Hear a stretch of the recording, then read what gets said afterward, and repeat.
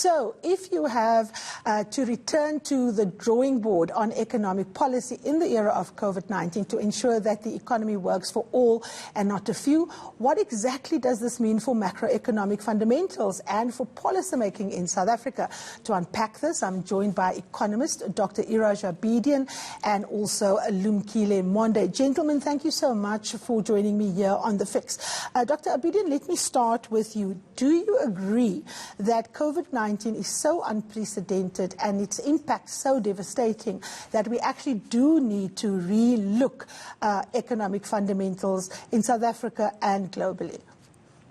Absolutely. I mean, it's the first time in the history of economics that we have globally all governments intentionally closing down sections of the economy and large sections of the economy, and societies at the same time voluntarily agree to lock down. So that's a massive change, but of course it has also highlighted the fact that governments across the globe, from developed to underdeveloped to in between, they have not been able to or not set up their resource allocation in terms of their ability to be able to cope with the consequences of it, both private and public sector. And I think that's a new dispensation, new thinking. We have to think completely different from the historic patterns. Absolutely. Lumkile, I can't imagine you disagreeing. If you agree, what exactly is it from a macroeconomic fundamentals point of view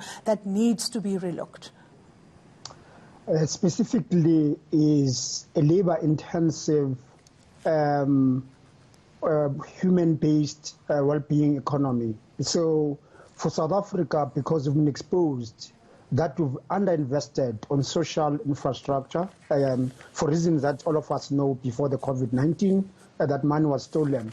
So in that regard, it means that we have to focus inwardly by ensuring that infrastructure for the poor, from transport, human habitat, and all the basic needs that will drive an inclusive economy are the foundations of our new economic strategy. Whilst at the same time, not forgetting that in doing so, we need to ensure that there is capital inflow in the economy and business are thriving, meaning that we may have to look at ways of not increasing tax, but of incentivizing more entrepreneurs so that as we generate the wealth, we're able then to use the wealth to build that inclusivity, which we've missed an opportunity in the past 26 years. Dr. Abedian, let me bring you in here. Dr. Rob Davies, the former Trade and Industry Minister, who is, of course, a member of the South African Communist Party's Central Committee, wrote a really interesting piece. He said in the Umsebenzi Online, it's titled, "Let's Not Again Find Ourselves Unprepared."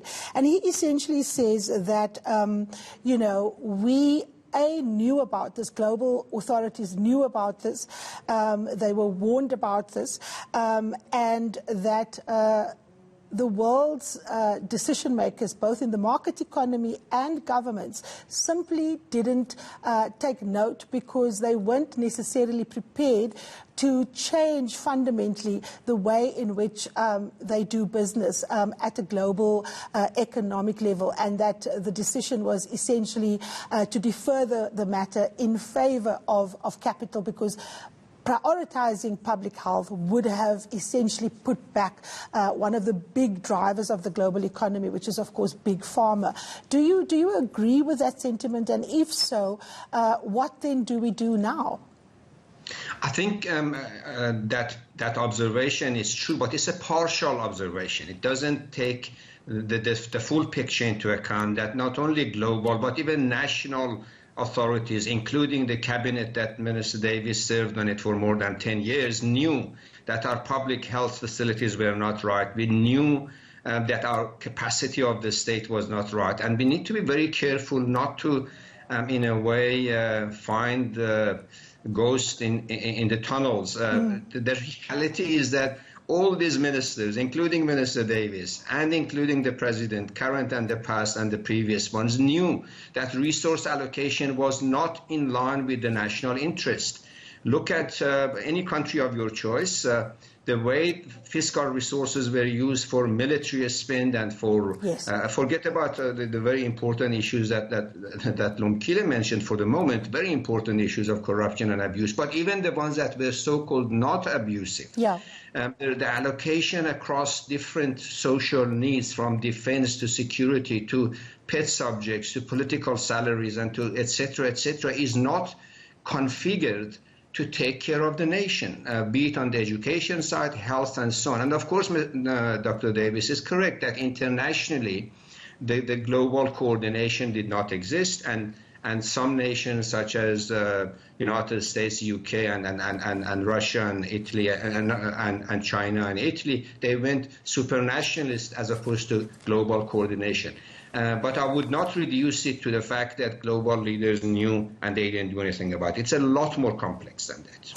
Lumkile, your take. I mean, Dr. Davies says this points to the fact that defending people against a deadly disease is not a high priority for global capitalism. He says it is indeed not even a priority for profit-making companies involved in the healthcare sector.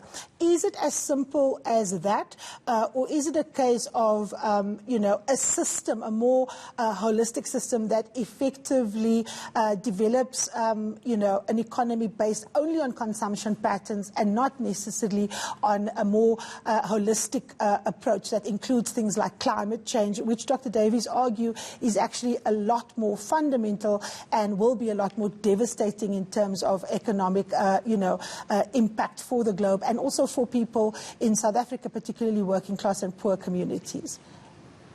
I think it's more complex than that. What we've seen, with the COVID-19, how many pharmaceuticals have spent more effort on innovation and trying to find a solution, and really arguing that they're trying to do this for sustainability, meaning that it's in their interest to ensure that the vaccine, when it comes, is accessible to all, because it's in their interest to ensure that in the future they've got much more bigger market in terms of other drugs that they manufacture. So this vaccine becomes then what we'll call a lost leader, in the sense that you're achieving social goals with the view that you will make returns further because the market is larger. So, I think it's too simplistic to accuse the pharmaceutical industry. I think what we need to think about is our own value systems, because I think many of us in society, we had lost the core value of human being,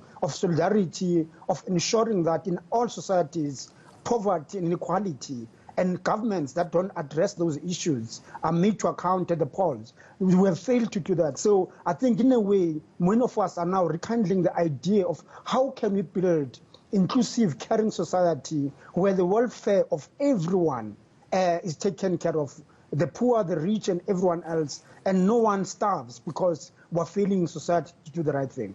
All right, gentlemen, let's take a short break. When we come back, I'm going to be talking to you about the role of public enterprises that, of course, has been an anchor through which government has intervened in the economy. And I want to talk about whether that strategy is still the correct one. Stay with us.